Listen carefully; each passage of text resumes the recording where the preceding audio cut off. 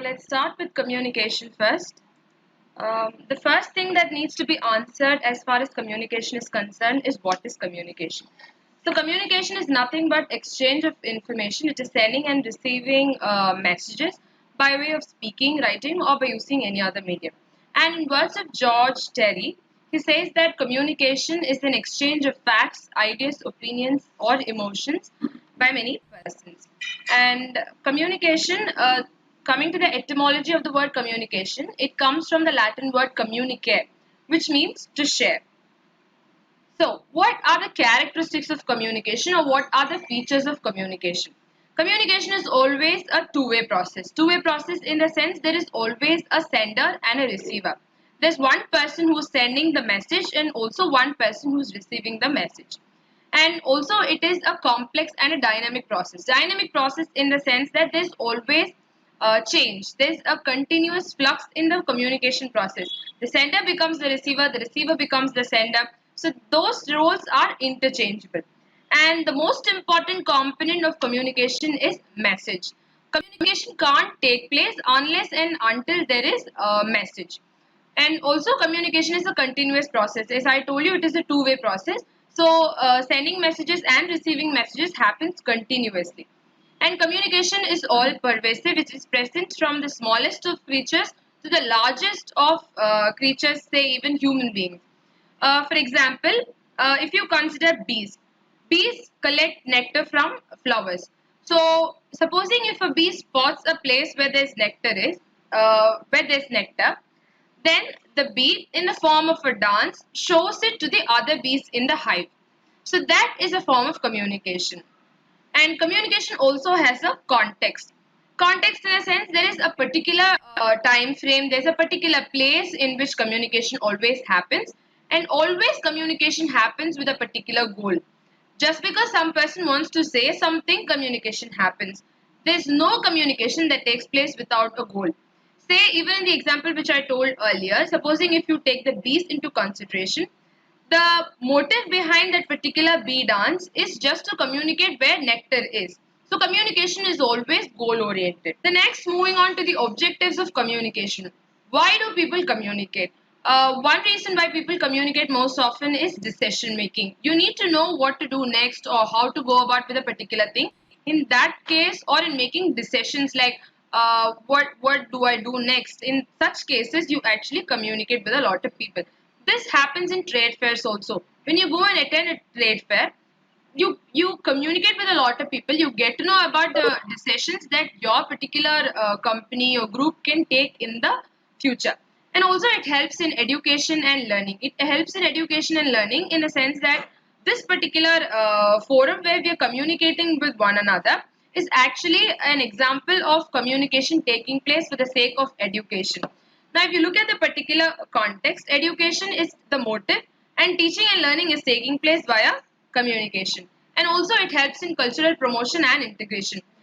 We see a lot of westernization these days, and also a lot of westerners aping the east is happening these days in common. This is because of cultural promotion that is possible only by way of communication and also flow of knowledge. We get to know information about a lot of things which we can't access otherwise, and that is possible only because of communication. The next is essentials of communication. So what are the most important things, or what is needed for communication to happen, are five major things. One is the sender, the message, the recipient, the medium, and the feedback. The first is the sender. The sender is none other than the encoder of the message. Now, a sender, he actually creates the message.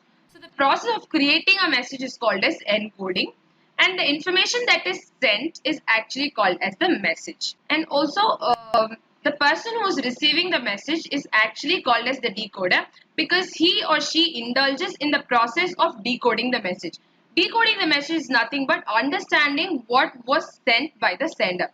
Alright, so the whole of the communication process takes place via channels, and that channel is called as the medium.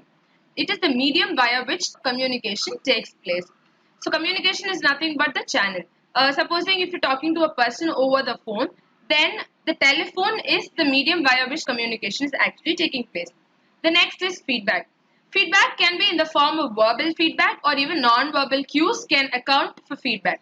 Supposing if a speaker is speaking in front of an audience and the audience by way of nodding their heads or shaking their heads in the opposite direction indicate their acceptance or refusal to whatever the speaker is saying. So that is called as feedback. The next is the communication process. How does the whole of the communication process work? It starts with the sender sending the message and that process is called as encoding, and then you have the receiver who actually decodes the message and that process is called as decoding, and finally you have something called the feedback that is sent back to the sender. So in this way it is actually a cycle that is taking place, and encoding and decoding have been already asked in net examination, so I think you can make note of that. Now if you look at the picture which is up on your slide right now, it shows a source which is a person talking in front of an audience, and he's talking via the mic. The mic and his voice are the channel via which he communicates, and all that which he says, which is represented by a speech balloon, is what is the message. The message reaches the receivers and the receivers send feedback by either verbal cues or by non-verbal cues or by way of interaction. So that is the whole process of communication. The next is models of communication. The first is linear communication model, interactive communication model, transactional communication model, and authoritarian communication model. The first is linear communication model. In linear communication model, communication is nothing but a one-way process where there's a person who's sending the message and also a receiver who receives the message. There's no feedback or response which the sender receives from the person who has received the message. So it is basically a linear process where the sender sends a message to the receiver. So that is what is indicated in the picture which is right there on your slides now. A sender sends a message hello via a channel to the receiver and there is no feedback. The next is interactive communication model. Interactive communication model is what is called as the convergence model, where in the present day media we actually respond to messages via mass media. You say comments on Facebook, Twitter, Instagram, they are indicative of the interactive communication model where people respond to a particular message which is on the mass media. Here, if you look at the picture which is on your slides, the sender, he sends a message and then there's a receiver who decodes the message, and again there is a chance for the receiver to become the sender. So there's the interchange of roles. In that way, it is interactive in nature. The next is transactional communication model. Transactional communication model is when there's a person who's sending the message, the other person gives feedback. This is a contrary to linear communication model where there's no feedback. But in this case, there's feedback which is received by the sender. Here. So this is a circular model. Therefore, it is a contrary to the linear model. Linear model, as I told you earlier, is where there is a sender. The sender sends a message via a channel to the receiver, but does not receive feedback from the receiver. But however, in transactional communication model, there is a sender who sends a message to the receiver and the receiver sends feedback back to the sender. And this is used in interpersonal relationships or interpersonal communication where you're talking to a person and then that person responds, and then again you talk to the person and that person responds back. The next is the authoritarian communication model. The authoritarian communication model is commonly used in mass communication where the press is always influenced by the authority of the government. Rather, you can say that the press is subjected to censorship and also the freedom of the press is curbed by the government. That is what is called as the authoritarian communication model. It is as indicative as the title itself. So now moving on, the next is types of communication. There are a number of types of communication. I have grouped them based on dichotomies or binaries. The first thing that we'll be dealing with is interpersonal communication and intrapersonal communication. This picture, which is to this side, is actually an example of interpersonal communication where there are two people communicating with each other. This is also called as dyadic communication because two people are involved. Di means two, so it is also called as dyadic communication, and it is face-to-face interaction with another person. So an example could be when you're attending an interview, then in that case it is interpersonal communication, and that is why we also have interpersonal skills, the way you communicate with another person. And this picture which is here is actually an instance of intrapersonal communication. Intrapersonal is something that is happening within oneself. When you're communicating with yourself, then in that case it is called as intrapersonal communication. This basically depends on self-concept and perception. Supposing if I am planning for an activity, then I am most likely to involve myself in intrapersonal communication because I will be talking to myself in the due course of planning the whole of the event. So that is an instance of intrapersonal communication. The next is group communication. Group communication is when communication takes place in a group. Here in this picture you see a group that is communicating. So this is called as group communication. And group communication can be further classified into intergroup communication and intragroup communication. Intergroup communication is when people in one group are communicating with people in another group. Say there are two groups and people from one group are communicating with people from another group. This happens in places where you go out as teams to present your teams. Supposing if there are 10 companies which have come to present their teams, then in that case, intergroup communication is most likely to happen because you as a group will be communicating with people from other companies who have come as groups. Then intragroup communication takes place within the group. Imagine in this picture, it actually shows intragroup communication. They are a group and they communicate within themselves. Communication happens in this closed group. That is called as intragroup communication. The next is impersonal communication. As you can understand from the nomenclature itself, impersonal communication. Say you're buying a particular product from a fruit vendor or a vegetable vendor. Then the vegetable vendor does not have to know who you are. Neither do you need to know who the person you're buying the thing from is. The personal identities of both the people are not involved in the communication process. That is called as impersonal communication. Verbal communication is that which takes place in the form of words, and written communication might be by way of letters or by sending emails. So all that comes under written communication. The next is formal communication and informal communication. Formal communication, this difference is based on the context in which communication takes place. Supposing if communication takes place in a formal context, then it is called as formal communication. And if it takes place in an informal context, it is called as informal communication. Supposing if you're representing your company in a particular meeting, then in that case, it is said to be formal communication. And also while you're representing a particular thing to your superiors, then it is said to be formal communication. However, while talking to friends, relatives, your parents, you tend to be more informal and therefore it is called as informal communication. The next is contiguous communication and non-contiguous communication. Contiguous communication is when the person who's sending the message, or rather the sender, is in direct contact with the person with whom he or she is communicating. In this picture, Obama is actually addressing a gathering, an audience, and it is contiguous communication because he is in direct contact with the person with whom he is communicating. While in the other picture, you see a person who's reading a book. So the book must have been authored by some person, and the person reading the book is not in direct contact with the author. So that is called as non-contiguous communication. When communication does not take place and there is no physical proximity between people communicating. The next is direct communication and mediated communication. Direct communication is interpersonal communication in the sense that it is face-to-face communication. You're communicating with a person face-to-face. There's no medium that is involved in the communication process. However, mediated communication, you see the picture where the lady is reading a newspaper. So that is mediated communication because communication takes place via the medium of a newspaper. Such communication is called as mediated communication when there is a medium involved in the communication process. The next is based on the direction in which communication takes place. It can be horizontal communication or vertical communication. So horizontal communication is when you're communicating with people at the same level. say you're communicating with your friends, your peers, all that happens at the with the people at the same level. So that is what is called as horizontal communication.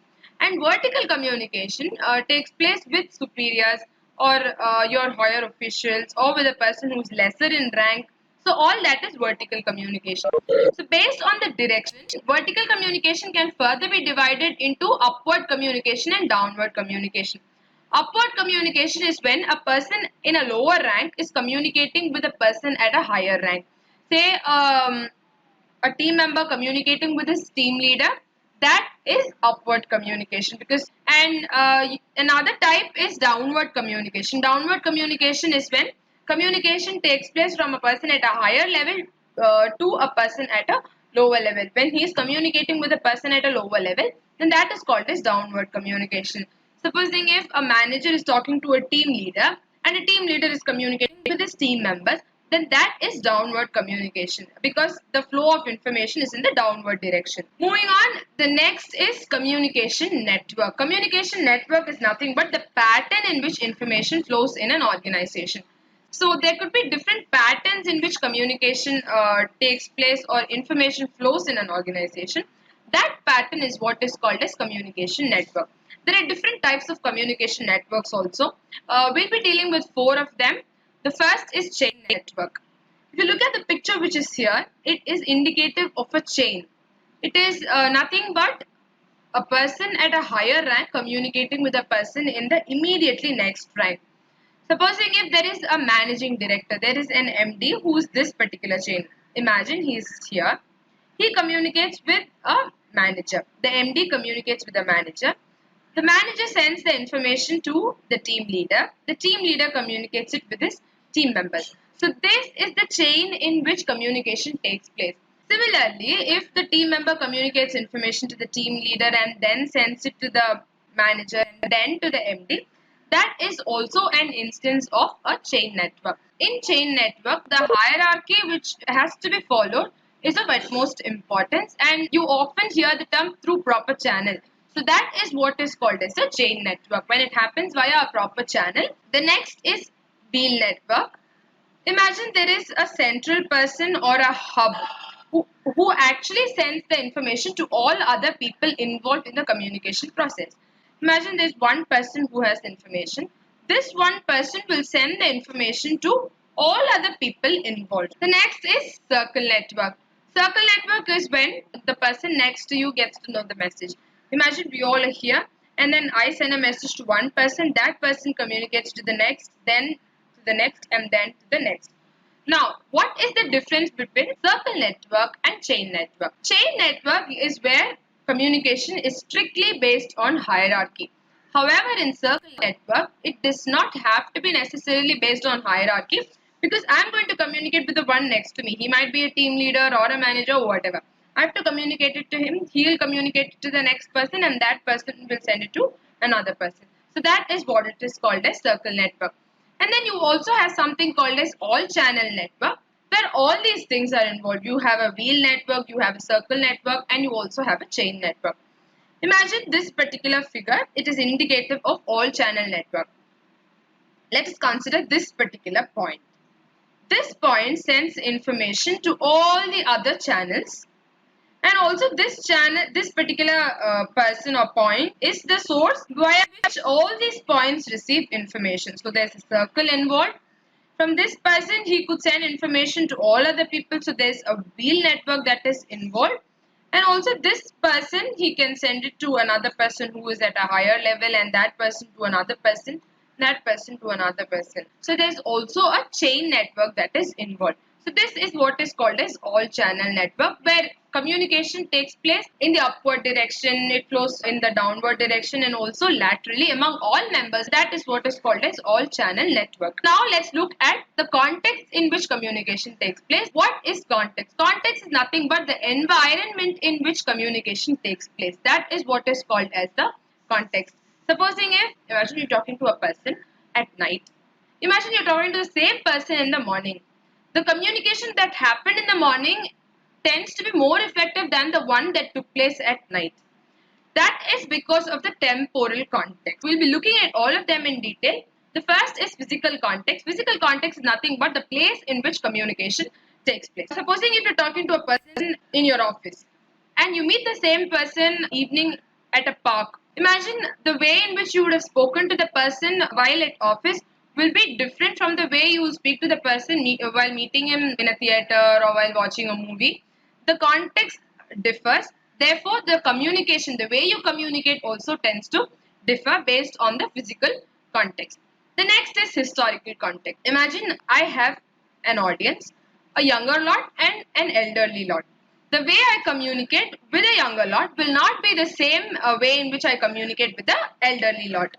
This is because of the past experiences. They might have a lot of experience compared to the younger ones. So while talking to those people, we'll have to sound a bit more different. So that is what is called as a historical context. The next is called as the social context. Social context is nothing but the role, the status, how people view a particular group of people. All that is called as the social context. The same way in which you talk to a bus conductor or your drivers will not be the same way in which you talk to your boss. That will differ. So that is called as the social context. The next is the psychological context. Psychological context is nothing but the extent to which you're formal or friendly with a particular person. Imagine there's a boss. The boss is also friendly with you. Imagine there's another boss, another one who is not easy to get along with. The way in which you communicate with these two different people will be totally different. And that is because of the extent of formality or the extent of friendliness. If you share a friendly bond with a particular person, the communication tends to be in a different way, while it is different when you share your thoughts or ideas with a person whom you're not easy talking to. The next is the temporal context. Temporal context, as I already told you, is the time period or the time frame in which communication takes place.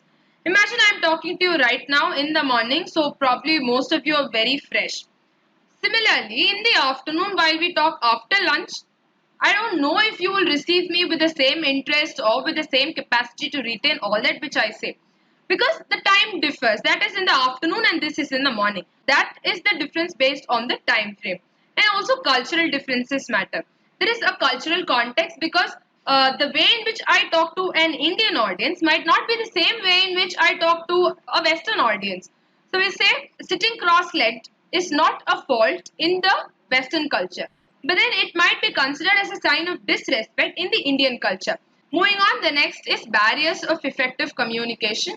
This is an oft repeated topic from which questions are picked out for the net examination. The first barrier is organizational barrier. Organizational barrier is nothing but what happens in a particular organization. All organizations are not the same. What happens in a particular organization might be different from what happens in another organization. Imagine there is a large organization with large number of employees and imagine there is a small organization with less number of employees. Communication that takes place in an organization with more number of employees will be different from the way in which communication takes place in a smaller group. The size of an organization plays a very crucial role in communication, and if the size is too large, that can also act as a barrier to communication. The next is physical distance between employees. Imagine there are 10 employees in a particular firm and 5 are here and 5 are working in a base that is abroad. The physical distance between these employees will also come in way of communication because people who are closer, in that case, communication is most likely to happen. The next is specialization of jobs and activities. Now, how much a person knows about a particular job can also come in way of communication. Imagine there's a person who knows everything about the particular job or the activity which he's doing. He's a specialist. There are also people who don't know their jobs very well. They're just getting accustomed to the jobs which they're performing. Then in that case, in an organization, differences among these two people is also likely to act as a barrier in communication. And also organizational rules and regulations. The rules and regulations of a particular organization might not be the same as it is in a different organization. Each organization will have its own rules and regulations. So they too come in way of communication.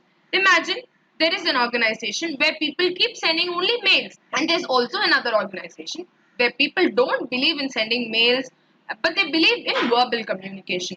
So that difference is also said to affect communication. The next is power structure in an organization. What do you mean by power structure in an organization? It is basically the hierarchy. Imagine a company that follows strict hierarchy. And there's a person at a lower level who's suffering from a problem because of a person who is in the immediately higher level. Say a team member is facing a problem or a difficulty, he has some quarrel with the person who is the team leader. It is an organization that follows strict hierarchy. The team member can't go and complain directly to the manager. It has to be through via the proper channel. So in that case, power structure also comes in way of effective communication. The next is physical barrier. Physical barrier is nothing but what happens in the place. Physical, as we already saw in case of context, has something to do with the place in which the communication is taking place. So, what are the physical barriers to communication? The first is competing stimulus. I'm talking to you right now. There's also this fan which is rotating, and also there are other noises from the environment. Say there are birds, there are cats which are mewing, and all that. So all this is likely to come in way of communication. Supposing if the fan makes too loud a noise, preventing me from communicating with the audience, then that is called as a competing stimulus. So that is what is called as competing stimulus. The next is the environment stress. Imagine there are 100 students in a classroom. They all are cramped for space. Then in that case, it is actually a closed setup, and it is actually a sultry environment in which communication is likely to take place.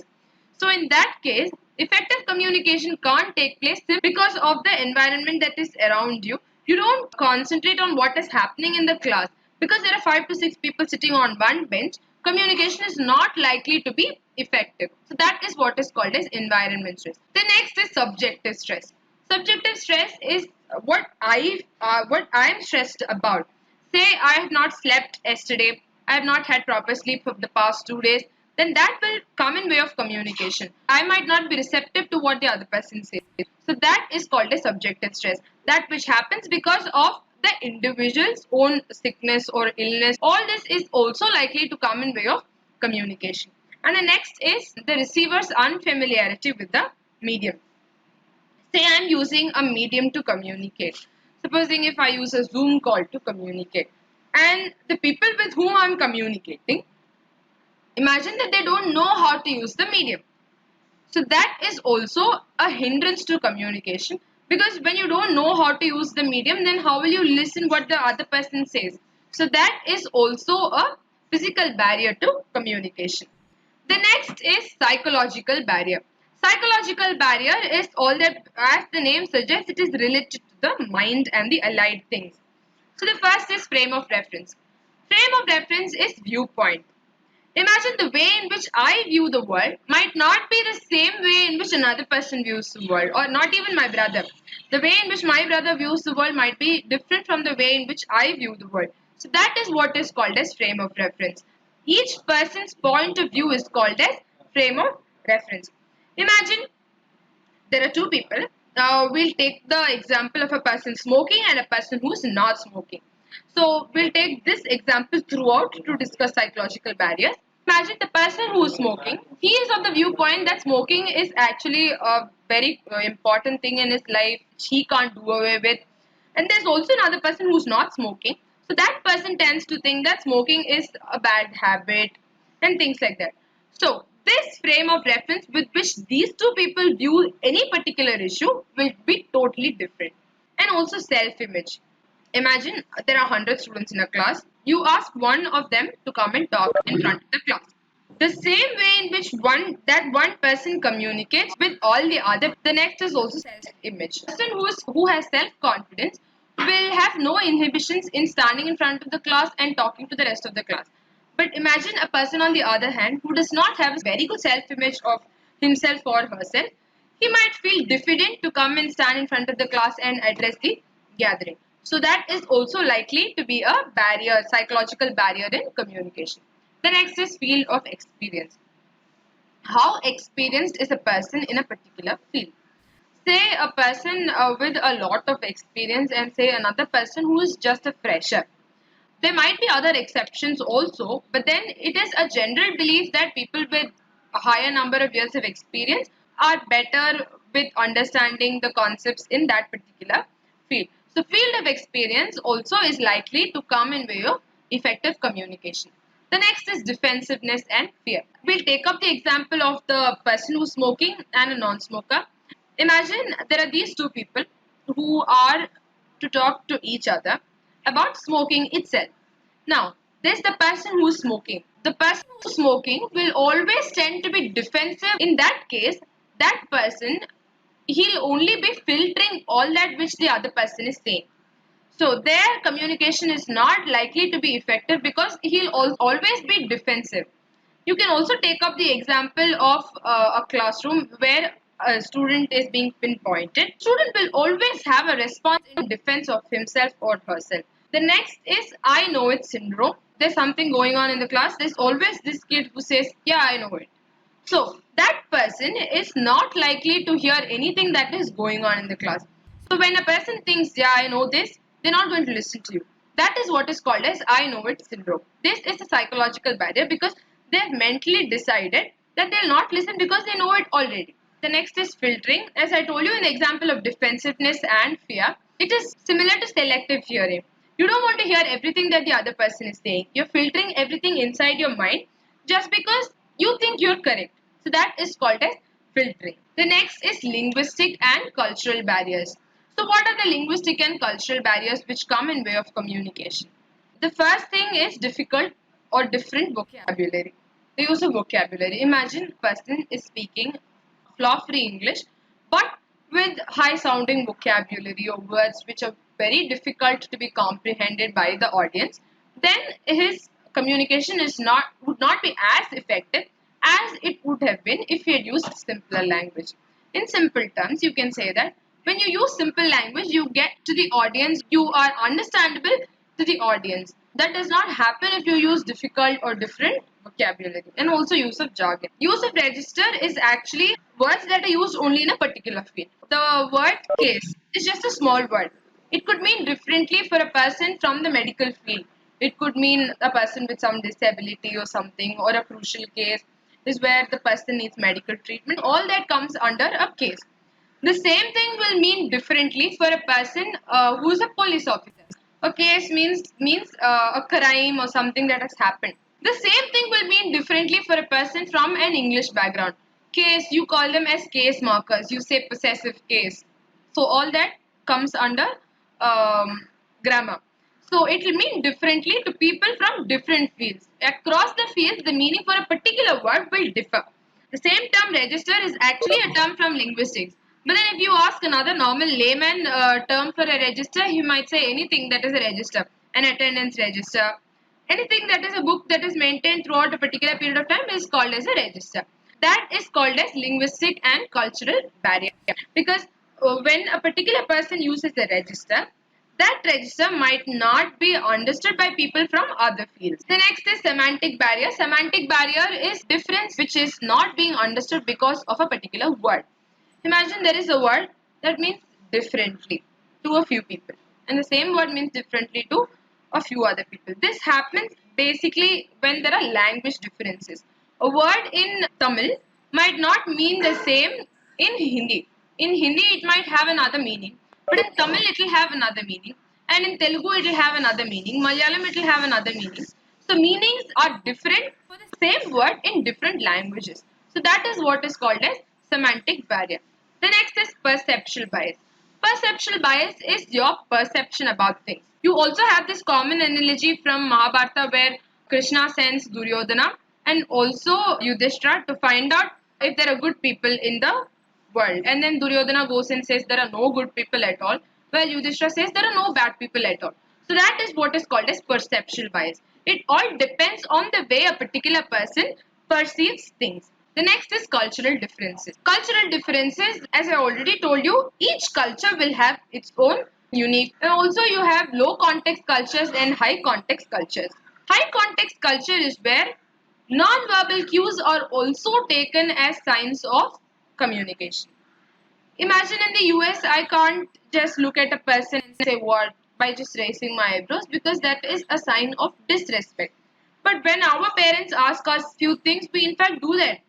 So that is the difference. Countries or cultures which accept the non-verbal cues, are high context cultures, and cultures which don't accept these non-verbal cues are called as low context cultures. The next is personal relationships. The next is the personal relationships or the personal bonds that we share with a particular person, or also yes, imagine you're talking to a teacher.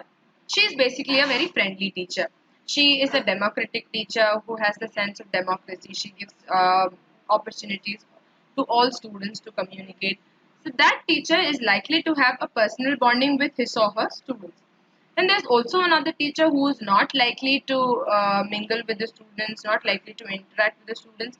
Then in that case, supposing if these two teachers go to the students and ask for feedback, the students are not going to be very frank in their communication of the feedback or the problems which they face to the teacher who is actually a rigid teacher. But then, in case of a teacher who is friendly, communication is likely to be more effective.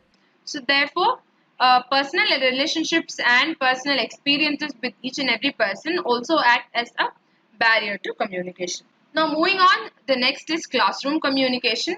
Classroom communication is yet another important topic for the NTA NET examination, because you have questions from classroom communication almost in all the shifts. Classroom communication is nothing but communication that takes place inside a classroom. So, what are the principles in classroom communication? How is classroom communication effective, or what are the barriers to classroom communication?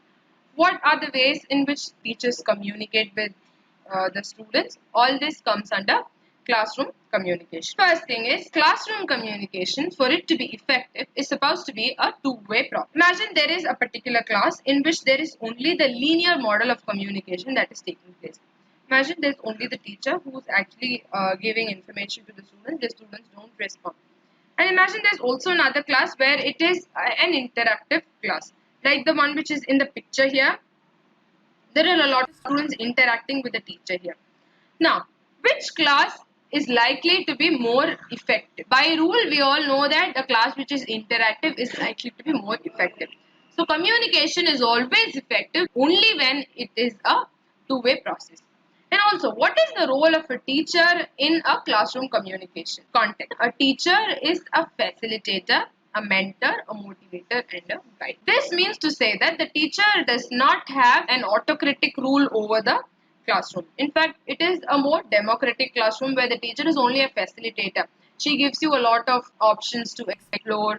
She is a mentor, and also for effective classroom communication, it is important that the teacher is a good speaker and an active listener. She is also supposed to listen while speaking. The next is, what are the forms in which communication can take place in a classroom? The first is lecturing. Lecturing is a linear model of communication where there is one person who keeps talking. The next is explaining. The next is demonstrate. Demonstration is experience based learning where you're doing it for the students to understand. Imagine there is a chemistry class, and then we all know about H2S, hydrogen sulfide, which has the smell of rotten egg. When the teacher makes it in class, imagine I don't forget that, because even though from an English background, I don't forget that because my teacher did it in class right in front of my eyes. That way of teaching is called as demonstrating. Teaching by way of doing is called as demonstrating. The next is discussion. The next is debate. Debate is when there is a topic for argument and two people are debating.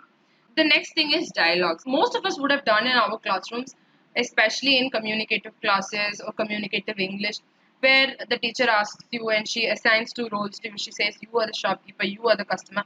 Now indulge in a conversation and buy a particular thing. So that is what is called as a dialogue. The next is barriers to classroom communication. What prevents classroom communication from being effective, or what can come in way of effective classroom communication, is what is called as barriers to effective classroom communication. So the first thing is behavior of students.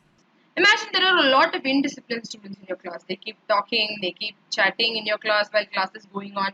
Then classroom communication might not be effective, because there is the concept of competing stimulus. There is competing stimulus in that particular class because you have to outshout the other students in your class. That can become a crucial barrier and can come in way of communication, because if you don't have well behaved students, then classroom communication is not likely to be effective.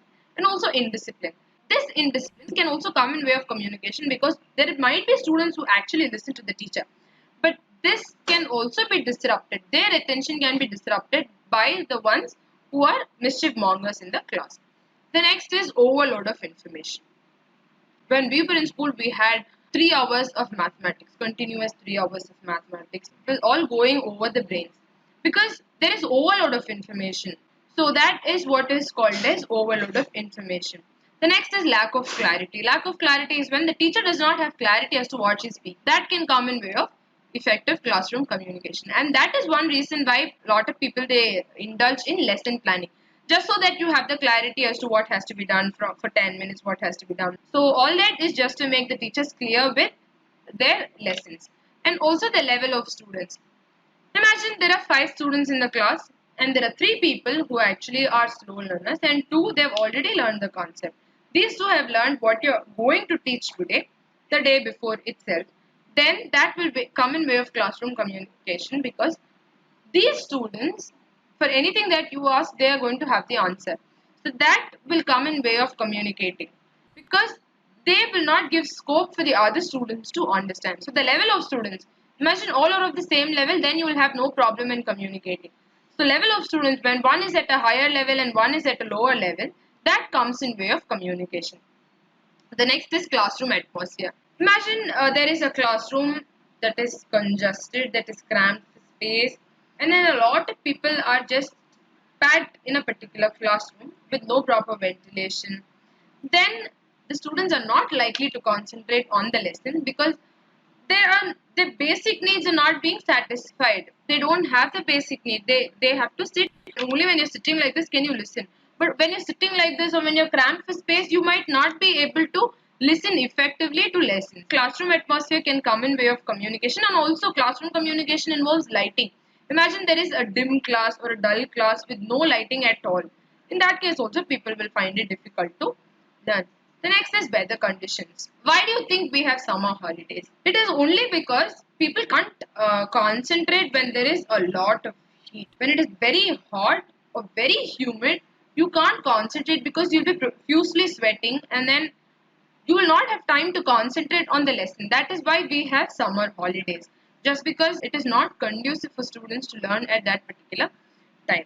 When it rains cats and dogs, you can't concentrate on the lesson. That's why we have holidays even when it is an extreme weather condition. The next is principles of classroom communication. We have looked at barriers. So now how do we better ourselves as classroom communicators is the next thing. So you have principles of classroom communication. The first is analysis and acceptance of self. A lot of people these days they ask you to indulge in SWOT analysis, where you understand your strengths, weaknesses, opportunities, and threats, or even Johari window. So all these have been developed only for analyzing oneself. You have to get to know about yourself. Only when a teacher knows that she is not very good at listening or she is hard at listening, can she improve herself on those lines. And also proficiency. There's a teacher who has not equipped herself with technology, or she doesn't know how to use the smart board, or even subject matter. If she is not very confident with her own subject knowledge also, classroom communication might not be effective. So it is necessary for teachers to be proficient in all that which they communicate, and also desire to acquire knowledge. A teacher is supposed to be curious, inquisitive.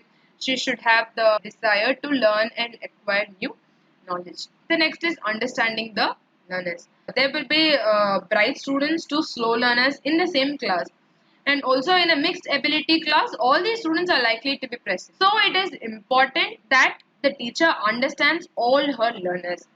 When I was in school, I had a maths teacher who actually used to write lines, and then we also had the final answer. And there were also other children in my own class who were screaming, now this is the answer, this is the answer. So the teacher thought that it was a very easy problem and that everybody would solve on their own, and then she just gave the final answer and she left the class. Now, nothing to blame that particular teacher. There would be also other students like me in that particular class who will not be very good at math, and they might have difficulties in understanding the steps which occur before the final answer. Alright? So, only if a teacher knows the students well can she present her content in a better fashion. So, it is also important for a teacher to understand her learners. And also, it is important that a teacher has effective communication skills. The first slide on classroom communication spoke about a teacher being a good speaker and an effective speaker and a good listener. So that is of utmost important. The next is knowledge about pedagogy and andragogy. Pedagogy is nothing but the art and science of teaching and learning. So pedagogy, the teacher should know about methods to teach. Supposing if there is a class, the teacher should know. Now, should I use translation or should I use the direct method or should I use a bilingual method today in class? So all that comes under pedagogy. Now, if she takes the learners into consideration, she should also think about andragogy. Now, today, should I use project-based learning? Shall I give them a group discussion? Shall I ask two people to do a role play in class today? So all that comes under knowledge about pedagogy and andragogy. Yeah, moving on with the principles of classroom communication. The next is integrate media in the teaching learning process. Now, this is nothing but the use of multimedia in the classrooms. Integrating media in the teaching learning process is nothing but using pictures, videos, showing the children some demonstration. So, all that comes under integrating media in your content that you will be delivering. The next is the use of good quality media. I told you that you need to use media, you need to use pictures, you need to use videos.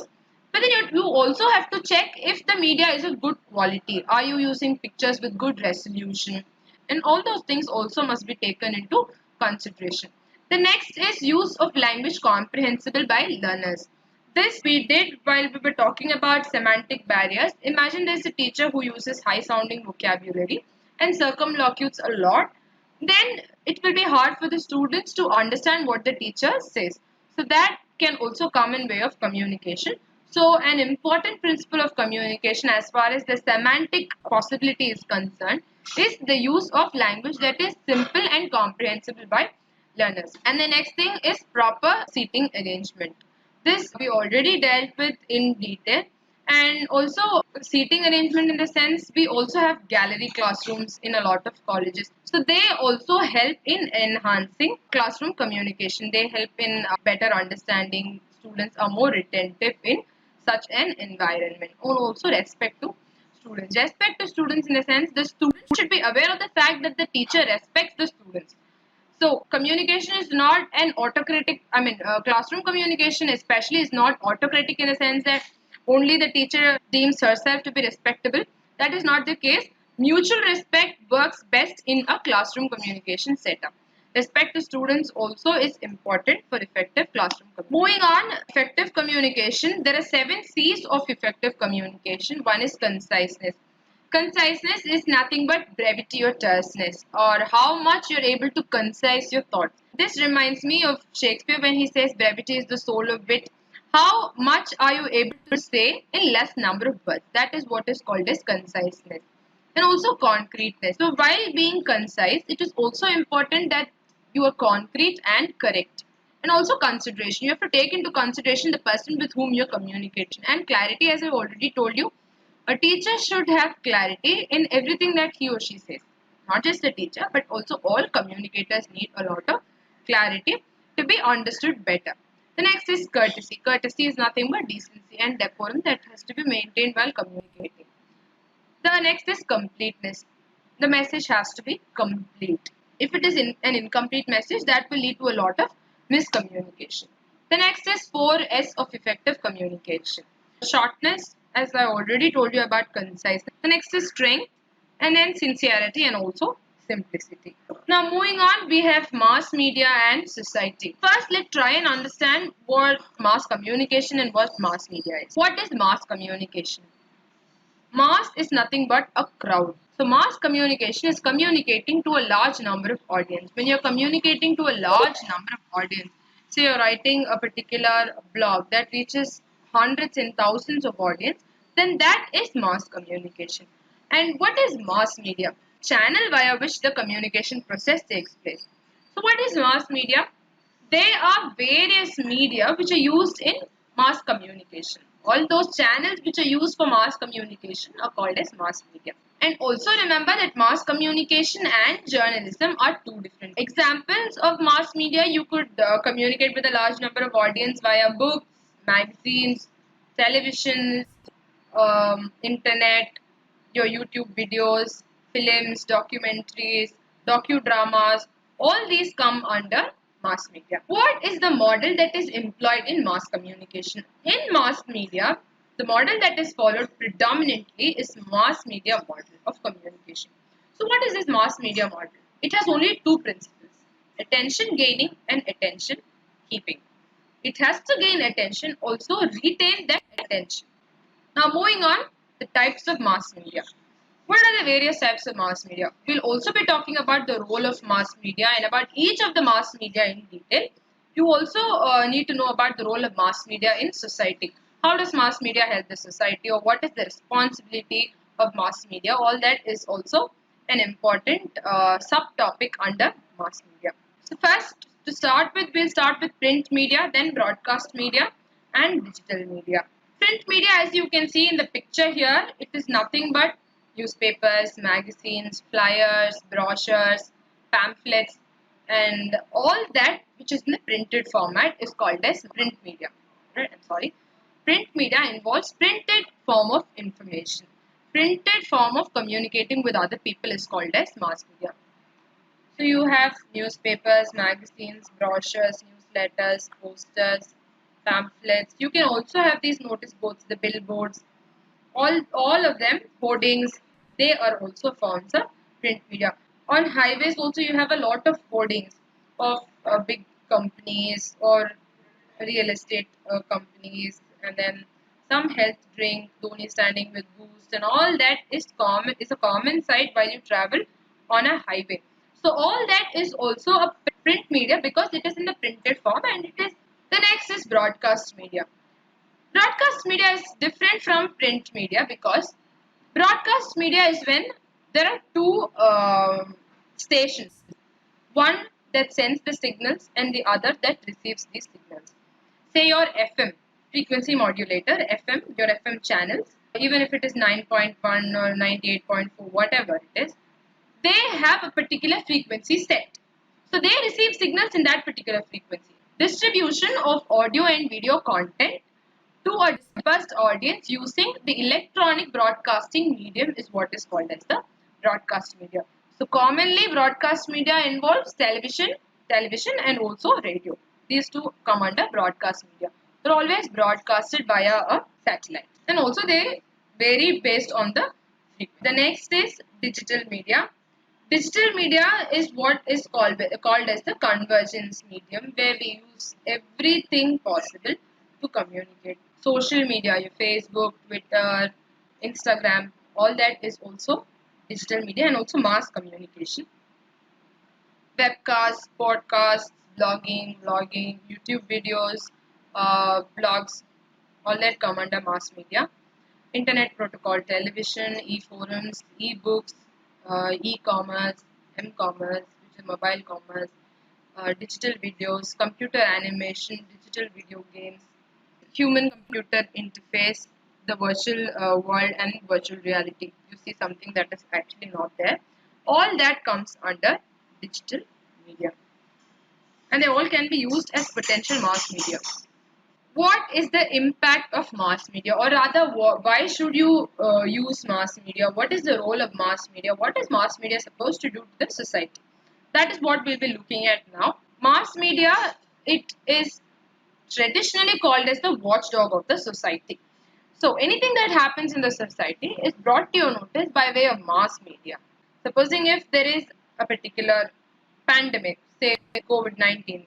Now, everything about this particular pandemic is brought to our notice by way of mass media. You see it on social media, even if it is by way of memes or anything, you get to know about it better by way of mass media. And it also helps in shaping how we view the world. Imagine there is a particular the Indian government, it is actually sending a particular policy for developing people who have actually been affected by the pandemic, but there are few people who view this from a positive point of view. There are also other people who talk about the negatives. We get to know about these two world views only by way of mass media, only by watching the television, the news, or anything that is happening is brought to our notice by way of watching mass media or getting in contact with some posts or something from mass media. The world appears smaller and closer because at the press of a button, at the click of a button, you get to know everything that is happening around you in the whole of the world. Even when Trump does something, we people in India, we get to know about it. And that is possible only because of mass media. And it also promotes distribution of goods and services. Flipkart or Amazon, they also have their ads posted in Instagram or Facebook. When there is this $1 million deal, you have the advertisement on Hindu newspaper also. So it actually helps in distribution of goods, it helps in buying and selling of products, and also it helps to inform, educate, and entertain the masses. You also have documentaries in the National Geographic channel. You actually get to know about animals. If you are an animal lover, then you will learn more about them if you look at these channels. And also these days, if a lot of people don't know cooking, they learn cooking via these mass media. You go to YouTube, you click in your favorite dish, and then you get to know how to make it. Life has become much simpler, and in fact, we are more informed, we're well informed, we're well educated, and also entertainment is at its best right now. It also helps in transmitting cultural values and heritage. And also, it is a global platform to bring people together. Imagine on Facebook, you could be friends with a person whom you've never seen. You can have a global platform across generations or across cultural borders, across countries. You can get to know a lot of people. That is possible by way of using mass media.